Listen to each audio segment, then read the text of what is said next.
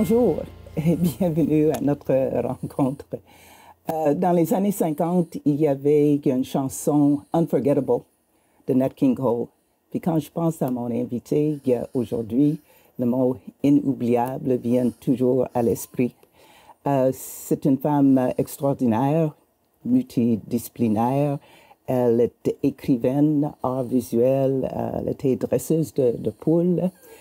Elle a une façon unique à elle de s'impliquer dans les choses et de forcer les gens qui travaillent avec elle d'avoir une réflexion et une ouverture d'esprit. Aujourd'hui, l'échange est avec Francine Blanchette. Salut Francine. Salut. Ça se décrit, je pense. C'est beau, c'est presque intimidant. Là. J'ai chaud. Pas du tout, prends de l'eau. Je commence avec ton nom qui est un nom composé France-Anne, oui. Qui aussi est original. Et tu l'embrasses comme il faut. France-Anne, c'est pas juste France. Parle un peu non. Ah non, France, pour moi, ça me rappelle quand j'étais petite. Moi, quand je suis venue au monde, ma mère voulait m'appeler Des-Neiges. Puis, il y a une de mes tantes qui a eu la bonne idée de dire à ma mère, Des-Neiges Blanchette, c'est un peu pâle. Non, ça marchera pas. Donc, elle voulait m'appeler Anne, puis comme sa famille venait du bas du fleuve, elle disait Anne, les gens disaient Anne, fait que France-Anne, ça se disait bien. Puis c'est comme ça que j'ai été baptisée, mais enfant, ils m'ont toujours appelée France. Puis quand je suis arrivée au cégep, là, j'ai fait venir ma petite carte du gouvernement, j'ai vu que je m'appelais France-Anne, là, j'ai repris mon nom complet. Puis pour moi, c'est très symbolique, parce que c'est comme... Quand on m'appelle juste France, c'est comme si je retombais à 50 dans un milieu où j'étais pas très bien. Okay. Puis ça me ramène loin. Puis je suis pas bien. La Francine, c'est elle qui est créative puis qui aime les humains. Et c'est toi. Oui. Je voulais dire que toi, tu viens de Québec et j'ai jamais compris vraiment comment de Québec, moi, une fille qui vient d'une grande ville, que tu as choisi Saint-Julien, petit endroit, mais pas seulement ça, mais quand tu es arrivé, tu n'avais ni voiture ni auto. Oui. Donc, qu'est-ce qui t'a attiré? C'est parce que la grande ville, tu ne voulais plus? Là, il y a eu la crise de la trentaine, mais moi, à Québec, je restais dans ce quartier Saint-Jean-Baptiste, puis j'étais une militante. Ce qui fait que j'ai une voix qui porte et l'injustice m'enrage. Fait que j'étais un porte-voix pour toutes les injustices du monde. Puis, je me souviens d'une fois, j'avais 30 ans, je suis allée au dépanneur ou à l'épicerie, ça aurait dû me prendre une demi-heure, puis ça m'a pris 2 heures, parce qu'il y avait trop de monde qui avait besoin de moi, de me parler, Puis quand je suis arrivée chez nous, là, je me suis dit, non, là, la vie, ça doit être d'autres choses. Puis j'ai fini par me dire, puis ça, je te dirais, là, c'est 1 mois et demi là, que je suis partie de Québec à Saint-Julien. J'ai laissé ma job, tout. Puis Saint-Julien, parce que... j'avais une fille que j'avais connue aux îles de la Madeleine qui restait ici, puis on avait des amis des îles en commun. Puis je l'avais appelée, j'étais venue à un party avec des amis des îles, puis j'avais découvert le village ici. Fait que... Et ça a cliqué. Ouais. J'ai appelé cette fille-là, j'ai dit, as-tu des maisons à louer dans ton village? Elle m'a dit, ben oui, ma voisine s'en va.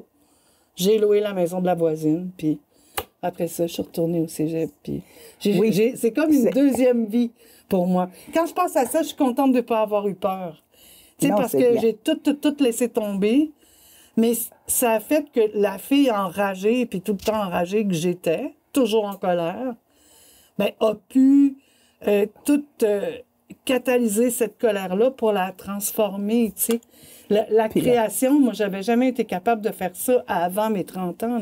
C'était tellement pas dans ma nature, alors que je vois pas maintenant comment je pourrais être autre chose qu'un artiste. Faire d'autres choses. Bon, tu as dit que tu as retourné, oui, au cégep. Tu étais dans les trentaines et tu as fait aussi un bac en histoire. Je l'ai fait après. À l'université. Je l'ai fait après mon cégep ici. Après. Et ça aussi, on ne touchera pas, mais tu avais fait ça en faisant de pouce. Oui. Donc, c'est déjà... Mais après ça, tu es allé... tu as décidé que tu voulais être auteur. Oui. C'est ça, tu m'avais dit... En fait, ça, c'est arrivé après mon bac. à Laval. Puis là, le pouce, je vais juste faire une parenthèse parce qu'il y a des gens qui pensent que je faisais ça pour le fun du pouce. Parce que j'ai une auto juste depuis 2018, puis pendant 5 ans, j'ai travaillé ici au centre-ville. Je me suis acheté une maison quand j'ai commencé à travailler, mais c'est parce que j'avais pas les moyens d'avoir une voiture. Fait que pour travailler, ben il fallait que je fasse du pouce. Je faisais pas ça par plaisir ou par souci écologique, là.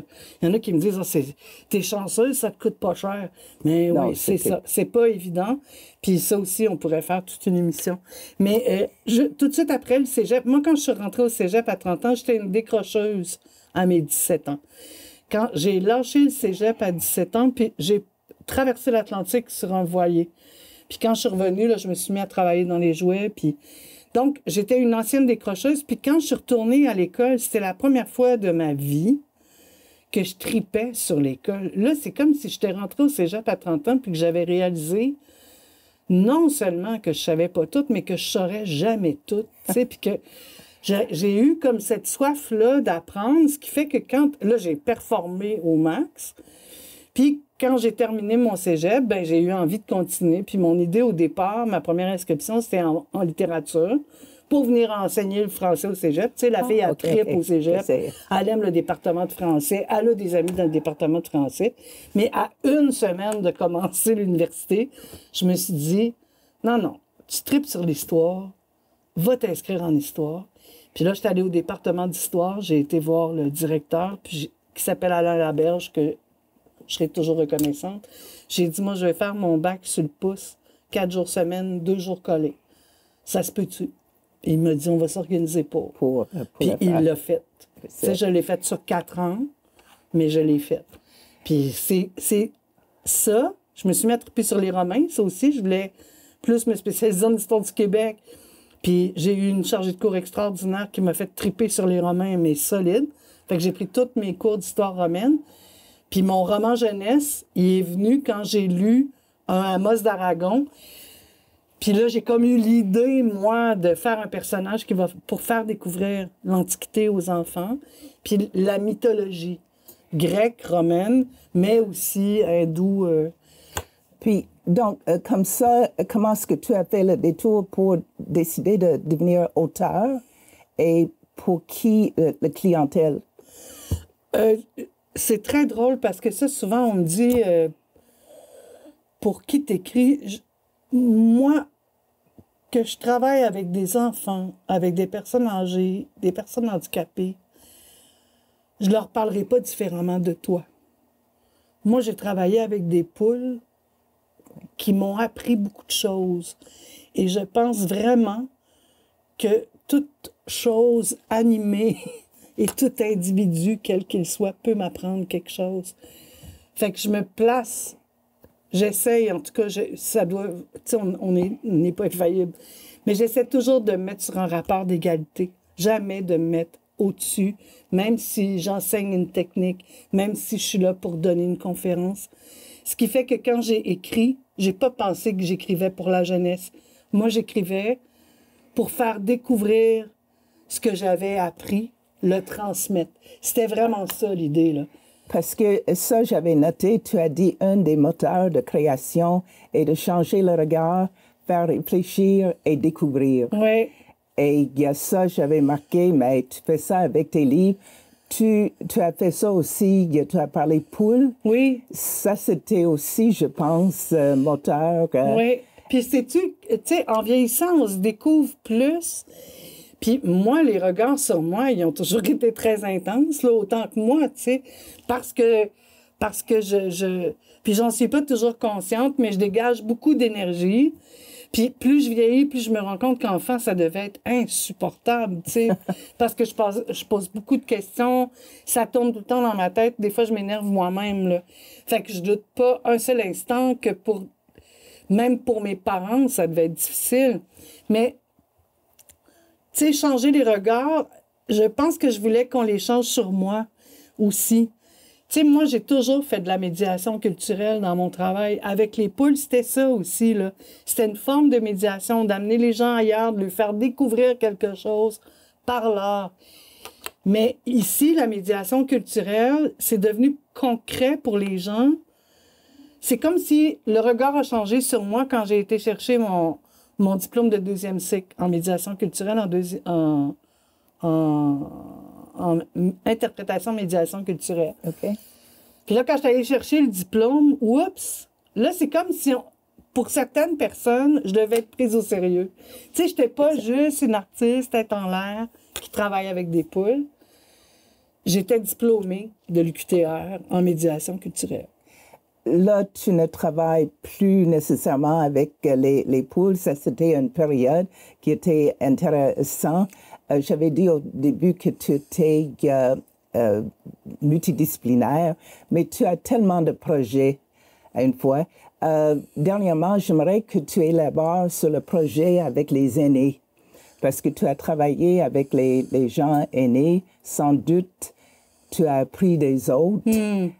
C'est pas un sens unique, là. Non, non, puis tu parles du projet que j'ai fait avec la Maison des aînés, puis qu'on a fait une exposition à la Maison des aînés, ou tu parles de celui qui s'en vient, que je vais faire? Parce que celui qui s'en vient, il n'est pas développé. Ah, OK, non, c'était moi. Okay. Je ne savais pas qu'il y avait un autre, mais c'était celle-là, vraiment, que tu expliques.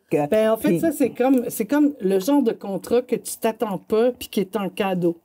Moi, avant ce contrat-là, c'est la ville de Thetford qui m'a engagée pour donner des ateliers créatifs aux aînés de la Maison des aînés de Black Lake.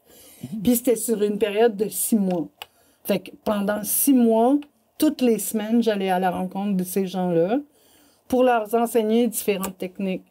Puis c'est vraiment là que j'ai approfondi puis développé mes techniques en art visuel parce que dans ça, on a des gens qui ont des problèmes de préhension, on a des gens qui tombent dans la lune, on a des gens... Puis pour moi, c'était très important que les gens fassent quelque chose qui leur ressemble. Puis que quand les gens allaient voir, tu sais, moi, souvent, les préposés ou les infirmières ou les médecins disaient « Ah, c'est la journée du bricolage! » J'ai dit « Non, du bricolage, on fait ça en maternelle. Hein? C'est des ateliers créatifs. » Puis quand ils revenaient à la fin puis qu'on avait fini, là, ils disaient « Oh, mon Dieu, mais c'est bien beau! » Le surprise. Puis ouais. Ça permettait aux gens de... C'était beau de les voir s'exprimer dans ça, puis c'était beau et triste des fois. Tu sais, je repense à une dame, à chaque fois que j'y montrais ce qu'elle avait fait la semaine d'avant, je commençais toujours comme ça, tu sais. Je leur disais, regardez ce que vous avez fait la semaine passée, parce que je lui mettais comme un beau petit cadre ou un crochet pour qu'ils puissent le mettre dans leur chambre. Puis là, elle me disait, c'est pas moi qui ai fait ça. Puis j'ai dit, ben oui, c'est vous qui avez fait ça. Trouvez-vous ça beau? Pas. Non. Puis là, si je disais, c'est l'autre madame qui l'a fait. Ah! Tu vois? Là, c'était beau, là, tout d'un coup. Mais ce qu'elle a fait, elle trouvait que non, ça comptait pas. C'est ça, c'est comme si... Mais, tu sais, à y aller toutes les semaines, puis à leur donner cette confiance-là, c'était super. Puis, au bout de la ligne, c'était pas prévu. Mais Jacqueline Garis de la Station des Arts dit, « Francine, pourquoi on ferait pas une exposition à la Station des Arts des œuvres de tes aînés? » Ce qu'on a fait... Puis on a fait un vernissage, puis on a appelé ça « Artiste en résidence ». Okay. Puis ça a été, pour eux, tu sais, c'était exceptionnel. Puis l'autre chose, c'est que ma meilleure élève de cette session-là, j'ai suggéré à ses enfants d'acheter de l'aquarelle. OK, pour elle. Je suis allée les voir entre Noël puis Jour de l'An. Puis depuis ce temps-là, ça fait 2 ans, elle en fait encore avec sa fille. Oh mon Dieu, c'est bien. Oui.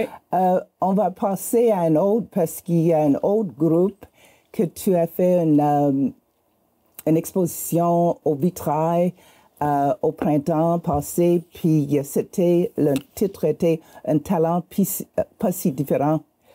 Évidemment, il y a un message dans le titre, mais ça aussi, peut-être les gens pensent que « Oh, si tu travailles avec quelqu'un qui a un handicap, c'est un sens unique, toi tu le donnes. » Mais qu'est-ce que toi tu as reçu et qu'est-ce que tu espères que les gens qui ont assisté à l'exposition qui retirent? Bien, moi au départ, ça aussi, c'était des ateliers, je les ai donné des ateliers de gel presse pendant 5 semaines.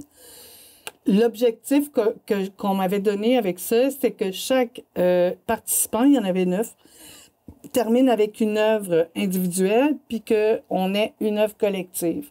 Donc, avec les papiers de gel presse qu'ils ont fait à chaque semaine, puis là, on pourrait en parler pendant des heures, mais d'abord, ils pouvaient travailler seuls. Tu sais, ils n'avaient pas tant besoin de nous. Puis, ils ont réalisé le papier, ils étaient fiers, puis là, j'arrêtais pas de le dire pour pas qu'ils paniquent. Là, vous les trouvez beaux, mais moi, je vais les découper, là, tu sais, pour les préparer à ça. Mais je vais te dire, même dans des... Je me souviens d'une fois où il restait, genre, 15-20 minutes, on avait fini les papiers, puis je leur ai donné un crayon, puis je leur ai dit, tu sais, moi, des fois, je fais un tour avec un marqueur pour aller accentuer des choses ou des... Fait que je leur montre ça, puis là, je leur donne des marqueurs, ils choisissent un marqueur. Et là, il y en a une, on avait imprimé du papier bulle. C'est un peu compliqué à expliquer, mais c'est pas grave.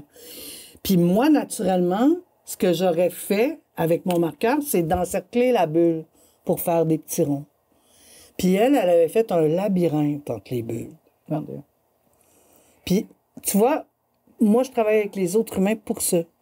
Ils me montrent une autre façon de voir. Jamais ça me serait venu à l'esprit. Que toi, tu as eu cette idée. Oui, c'est ça. C'était pas naturel. Mais ça va sans doute me servir. Plus tard. Mais oui. Oui. Tu as parlé de gel presse. Oui. Là, tu as un gel presse. J'en ai amené une, oui. Tu as amené. C'est juste brièvement parce que... Quel bord, oui. Peut-être que je vais t'expliquer. En fait, ça, c'est un collage inversé de gel presse sur une gel presse.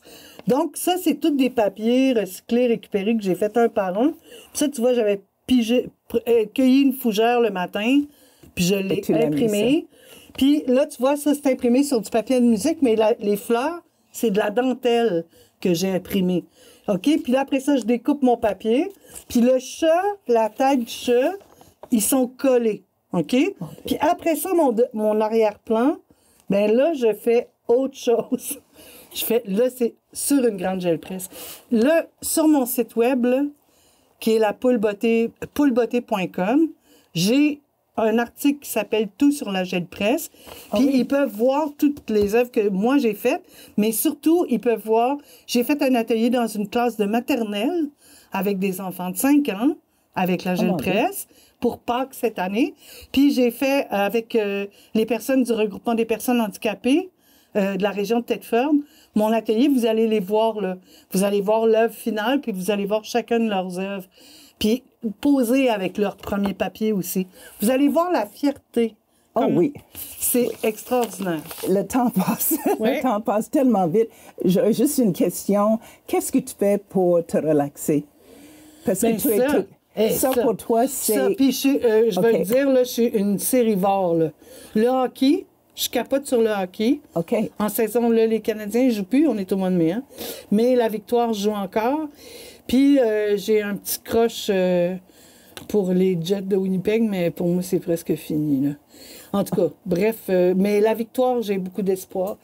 Puis, mais moi, travailler, tu sais, quand je fais ça, là, c'est un vrai bonheur. Là. Ça m'arrête la tête complètement. OK. Tu sais, je suis comme partie dans mon monde. Un monde qui me ressemble, hein? Tu as vu toutes les couleurs. Puis promener mes chiens, j'aime ça aussi. Mes chiens, mes chats, tout le monde vient marcher avec moi le matin. On a 2 minutes à peu près. As-tu une phrase qui te guide dans ton quotidien? Bien, c'est drôle, moi, tu m'aurais posé la question à 30 ans. J'avais entendu Guillaume Lepage dire « J'aime mieux regretter quelque chose que j'ai pas fait que quelque chose que j'ai fait. » Puis je pense que c'est ça aussi, là. Okay. Tu sais, je m'arrête...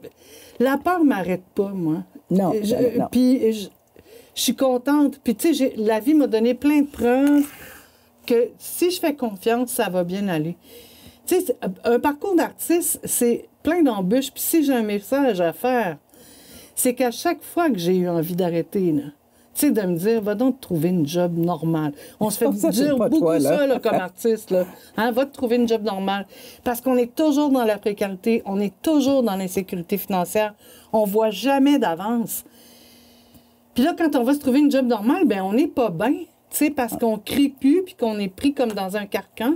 Mais à chaque fois que j'ai eu envie de retourner sur le marché du travail puis de lâcher mon travail d'artiste, j'avais ou bien un ado qui m'écrivait, qui venait de lire le premier Annika, puis que c'est le premier livre qu'il lisait de sa vie, qui allait lire le deuxième pour le fun, puis qu'il l'avait fait lire à sa mère. Tu sais, tu te dis, Ah. Tabarouette, je peux même encore te dire son nom. Je sais exactement dans quel état j'étais quand j'ai eu ça. Tu sais, j'étais dans un stress. Fait que je pense que quand on trouve notre X, c'est important de persévérer. Tu sais, puis ça va être dur, là. Il y en a pas de chemin facile. Puis je pense que si tu es heureux dans ce que tu fais, ben organise-toi pour rester heureux. Tu sais, si cette journée-là, ça va pas bien, là, ben décroche le téléphone, cherche des contrats, mais laisse les jobs ordinaires si t'es un artiste. Je vais terminer avec un ancien prof de toi qui t'a décrit comme ceci. Elle est curieuse, une très grande qualité dans la recherche, empathique, logique, intelligente, cultivée, débrouillarde et déterminée. En un mot, c'est une femme. Wow! Je ne sais pas si tu sais. J'ai comme une idée. Ouais. Une idée. C'est qu'il était au cégep. Oui, c'est ça. Oui, oui. Ouais. En tout cas, moi, je trouvais que c'était merci. un compliment. En tout cas, bonne continuité. Tu es ta propre femme. Assume, continue. Tu offres beaucoup partout où tu vas avec tous tes talents. Puis moi, je suis très contente qu'on a eu la chance de se rencontrer. Ben, merci beaucoup pour l'accueil, Thérèse. Ceci termine. La semaine prochaine, on va être dans la nature avec Maggie Lamotte-Boudreau, apicultrice. Et ça va être très intéressant et éducatif, pas seulement concernant les abeilles, mais aussi sur la vie de tous les jours. Donc, merci, bonne semaine, puis à la semaine prochaine pour une autre rencontre.